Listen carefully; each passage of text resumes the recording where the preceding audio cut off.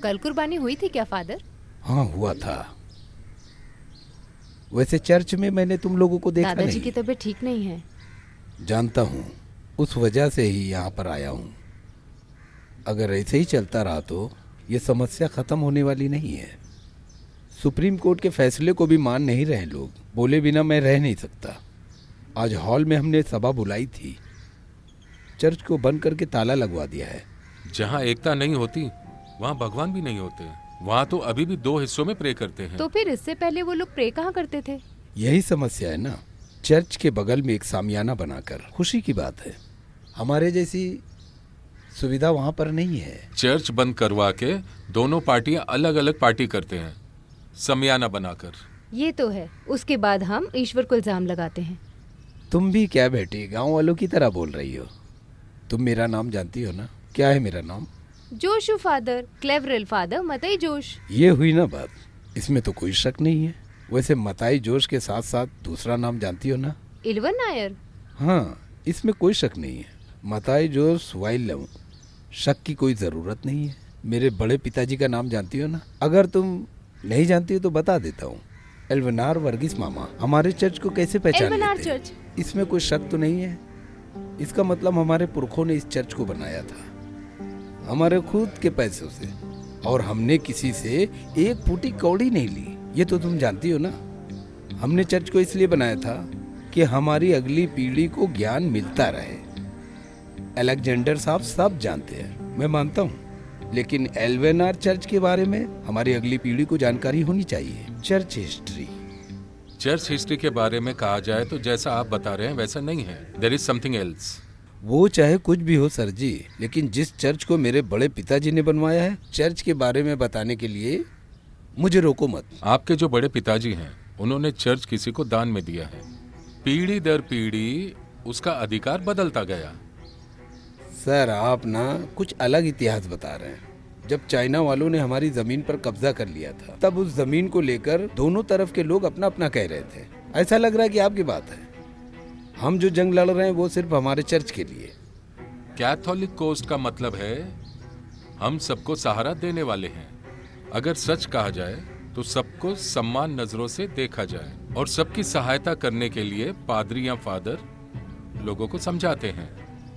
जो मध्यस्तर इंसान है, मध्यांतर मतलब हर किसी को चाहने वाला और उनको पसंद करने वाला, लेकिन इसे अपनी खुदगर्जी के लिए बिगाड़ने की कोशिश नहीं की जानी चाहिए। क्या करें, आजकल नई नई प्रक्रिया आ रही हैं। टीवी सीरियल ने क्या कहा? क्लीनेसिव का क्या मतलब है फादर? काजू का बीज। क्या बताया बेटा, इसका मतलब है क्लीवेज का मतलब है काजू का बीज।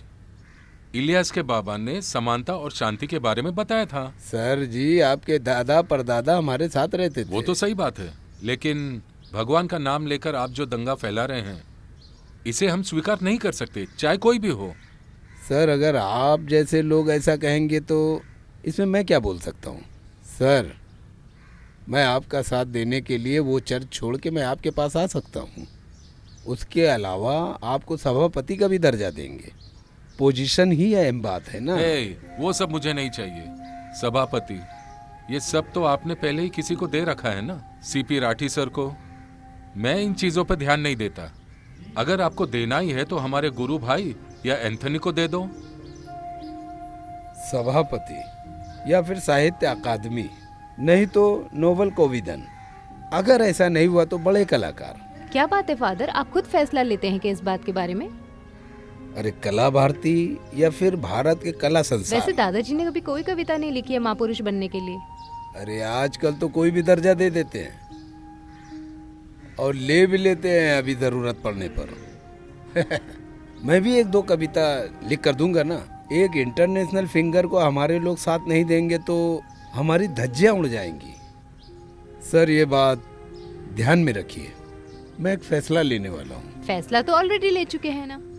वो अपना फैसला ले चुके हैं, उनसे भी बढ़कर हमने प्लान बना रखे हैं। हम उनसे अच्छा करेंगे। सर आपसे सिर्फ एक विनती है, बस सर आप हमें अपना कीमती समय दे दीजिए बस, और पैसे का मामला हम देख लेंगे।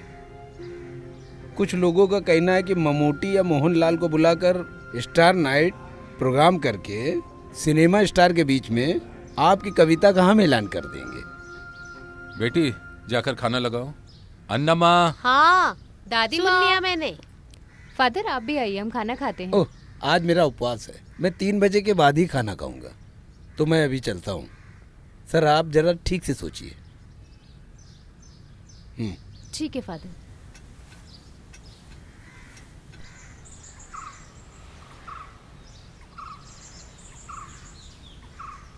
सर उस टोपी को जरा निकालना। टोपी को? हाँ सर। अभी चलेगा ना? सर आपको गांधी कहकर बुलाने की क्या वजह है? मेरे पिताजी ने आज़ादी की लड़ाई में भाग लिया है। वो बहुत बड़े गांधीवाद हुआ करते थे। नाम है साधुजन। साधुजन का नाम यहाँ हर कोई जानता है। स्कूल में पढ़ाते थे, मुंशी थे। मैं भी एक गांधी भक्त हूँ और इससे मैं बहुत गर्व महसूस करता हूँ।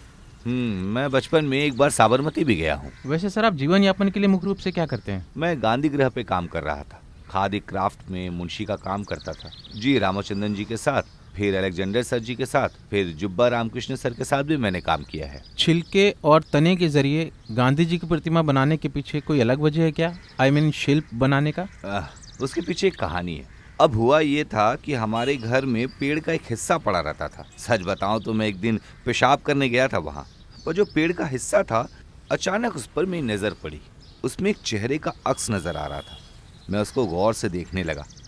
तब मुझे लगा कि महात्मा जी जो ठंडी यात्रा कर रहे थे उसका वो चित्र मुझे उस जड़ में दिखाई दिया। वो ग्रंथ को देखकर ही मैं तो हैरान ही हो गया था, और वहीं मेरे दिमाग की एकदम से बत्ती जल गई थी, और तभी से मैंने ये शुरू कर दिया। उससे किसी और की प्रतिमा बनाने के बजाय सिर्फ गांधी जी की प्रतिमा बनाने के पीछे क्या वजह है? मुझे तो गांधी की शिल्प बनाने से आसान दूसरा शिल्प बनाने में लगेगा, लेकिन कोई भी पेड़ की जड़ दिखती है तो मैं महात्मा गांधी जी की प्रतिमा बना देता हूँ। हमारे लेखक है आनंद जी, जिन्होंने जनार्दन और गोवर्धन ग्रंथ लिखा है। महात्मा जी की किताब में उन्होंने इस घटना को पहले ही लिख दिया है। प्रतिमा को बनाकर आग में गर्म करके रखा है।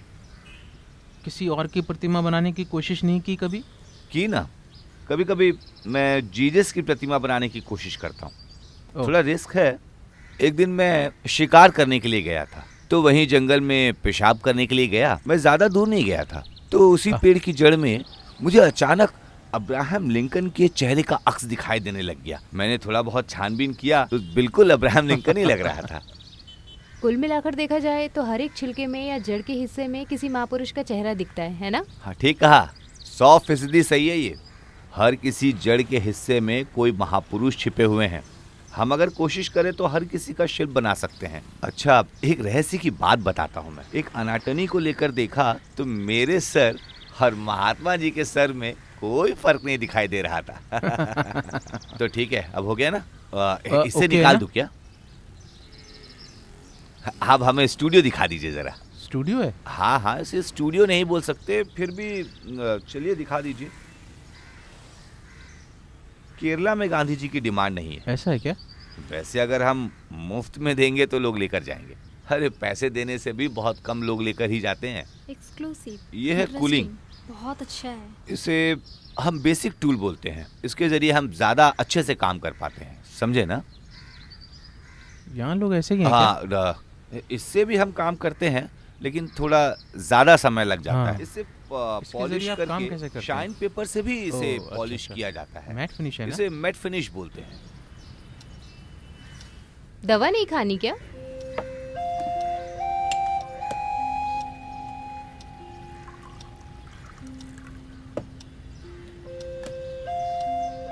ये लीजिए।